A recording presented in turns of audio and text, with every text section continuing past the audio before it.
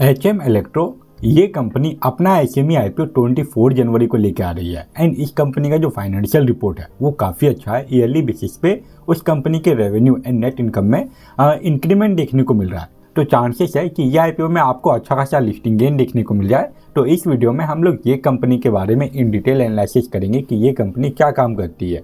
इसके अलावा ये कंपनी कौन से वैल्यूएशन एंड मार्जिन पे अपना आईपीओ लेके आ रही है एंड साथ ही साथ हम लोग इस कंपनी का फाइनेंशियल रिपोर्ट भी देखेंगे। तो ओवरऑल ये वीडियो में आपको HM इलेक्ट्रो के बारे में कंप्लीट डिटेल मिल जाएगा। तो वीडियो को एंड तक जरूर देखिएगा एंड अगर आप इस चैनल पे पहली बार आए हैं तो चैनल को भी सब्सक्राइब कर लीजिए। तो चलिए अब वीडियो कंटिन्यू करते हैं। वीडियो में आगे बढ़ने से पहले हम लोग HM इलेक्ट्रो का जो बेसिक डिटेल है वो देख लेते हैं। यह आईपीओ का जो टोटल इशू साइज है ये 27.74 करोड़ का है, जिसमें कि कोई भी ऑफर फॉर सेल नहीं है, सारा का सारा फ्रेश इशू है। वहीं बात करें ये आईपीओ के प्राइस रेंज के बारे में तो इसका अपर कट ऑफ 75 रुपीज़ पर शेयर रखा गया है एंड इसके एक लॉट में आपको 1600 शेयर मिलेगा। डेट्स मीन ये आईपीओ में बिडिंग करने के लिए आपका जो कैपिटल रिक्वायरमेंट है ये 1,20,000 का हो जाता है एंड इसका जो फेस वैल्यू रखा गया ये 10 रुपीज़ पर शेयर है और ये आईपीओ में रिटेल इन्वेस्टर लोगों के लिए 35% का शेयर रिजर्व है। वहीं अब अगर बात करें ये आईपीओ के शेड्यूल के बारे में तो इसका बिडिंग ओपनिंग 24 जनवरी को होगा एंड 28 जनवरी तक इस आईपीओ का बिडिंग ओपन रहेगा। इसका जो अलॉटमेंट आने का डेट फाइनलाइज किया गया ये 29 जनवरी है एंड अगर आपको इस आईपीओ का अलॉटमेंट मिल जाता है तो 30 जनवरी को जो शेयर है वो आपके डीमैट अकाउंट में ट्रांसफर करवा दिया जाएगा एंड इन केस अगर अलॉटमेंट नहीं मिलता तो फिर 30 जनवरी को ही जो रिफंड है वो इनिशिएट करने का डेट फाइनलाइज किया गया है। इसके बाद इसका जो स्टॉक मार्केट में लिस्टिंग डेट है वो 31 जनवरी है। ये तो हो गया इस आईपीओ का बेसिक डिटेल। अब हम लोग ये कंपनी के बारे में बात कर लेते हैं कि ये कंपनी क्या काम करती है। ये कंपनी 2003 में इनकॉर्पोरेट हुई थी, मतलब कि ऑलमोस्ट 12 ईयर होने वाला है इस कंपनी को काम करते हुए एंड ये एक इंफ्रास्ट्रक्चर फर्म है जो कि ज़्यादातर टर्न की प्रोजेक्ट करती है। टर्न की प्रोजेक्ट का मतलब यहाँ पे यह है कि किसी भी प्रोजेक्ट का स्टार्टिंग से एंड तक सारा काम वही कंपनी करे। जैसे कि किसी भी प्रोजेक्ट में जो डिजाइनिंग होता है वो काम भी यही कंपनी कर रही है, साथ ही साथ प्रोजेक्ट बनाने का भी काम यही कंपनी कर रही है, उसको टेस्ट करने का भी काम यही कंपनी कर रही है एंड बाद में अगर हो सके तो ऑपरेट करने का भी काम यही कंपनी कर रही है। एंड मोस्टली ये कंपनी जो प्रोजेक्ट पे काम करती है उसमें पंपिंग मशीनरीज का यूज किया जाता है, मतलब कि ये वाटर मैनेजमेंट प्रोजेक्ट से रिलेटेड है। एंड ये कंपनी के अगर प्रोजेक्ट के बारे में बात करें तो ये इंडियन रेलवे का प्रोजेक्ट हुआ, बैंक सेक्टर का प्रोजेक्ट हुआ या फिर म्यूनिसिपल कॉर्पोरेशन का जो प्रोजेक्ट होता है वो सब पे काम करती है। इसके अलावा ये पाइपलाइन बिछाने का काम होता है जिसमें कि वाटर सप्लाई किया जाता है, वो प्रोजेक्ट हुआ या फिर वाटर ट्रीटमेंट प्लांट के रिलेटेड प्रोजेक्ट हुआ, ये सब भी करती है। ये वाटर वेस्ट मैनेजमेंट के अलावा कुछ एक्स्ट्रा काम भी करती है जिसमें कि डीजल जनरेटर का काम हुआ या फिर पैनल रूम का काम हुआ। एंड ये कंपनी प्रोडक्ट सेलिंग का भी काम स्टार्ट किया है जिसमें कि ये पंप हुआ, पाइप हुआ, ट्रांसफार्मर हुआ या फिर मोटर्स हुआ, इसका सेलिंग भी करती है।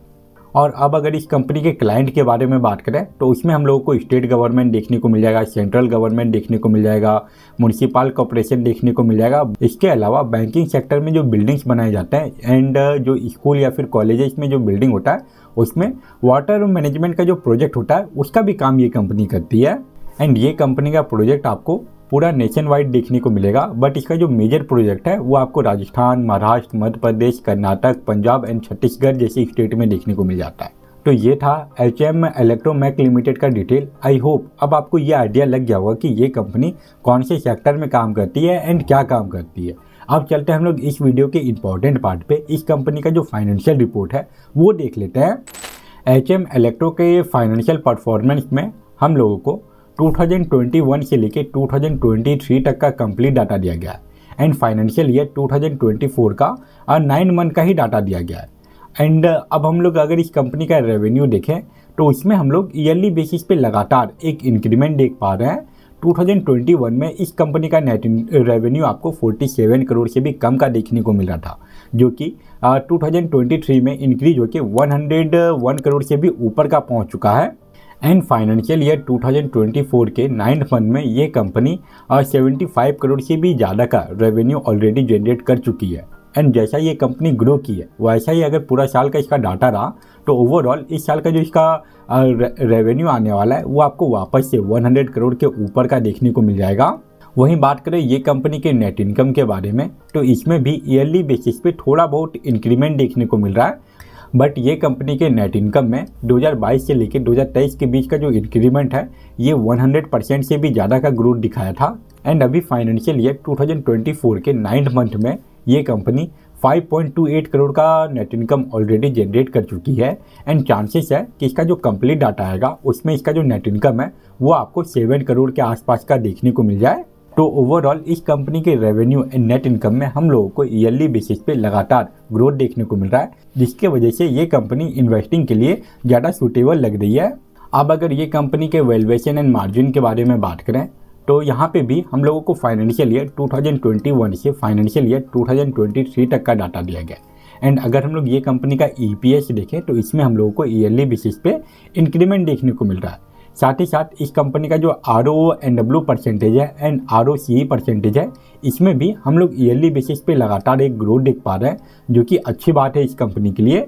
एंड अगर हम लोग इस कंपनी का EBITDA परसेंटेज देखें तो 2021 से लेकर 2022 के बीच में ज़्यादा बड़ा इंक्रीमेंट नहीं हुआ था, बट 2022 से लेकर 2023 के बीच में इसके EBITDA परसेंटेज में भी हम लोगों को एक अच्छा ग्रोथ देखने को मिला है, जो कि अगेन एक पॉजिटिव डाटा है। वहीं अब अगर इस कंपनी का डेट टू इक्विटी रेशियो देखें तो वो जब तक 1 के अंदर है तब तक इसका debt to equity ratio control में है। तो ओवरऑल इस कंपनी के वैल्यूएशन एंड मार्जिन में भी हम लोगों को कोई भी मेजर नेगेटिव पॉइंट देखने को नहीं मिल रहा है। जैसा ये कंपनी का financial report and valuation and margin है, वो सब को देखते हुए आप एक बार के लिए इस कंपनी में लॉन्ग टर्म के लिए भी इन्वेस्टिंग कर सकते हैं। हो सकता है कि आने वाले टाइम में इस कंपनी में और अच्छा ग्रोथ हो एंड ओवरऑल आपको भी अच्छा रिटर्न ये कंपनी बना के दे।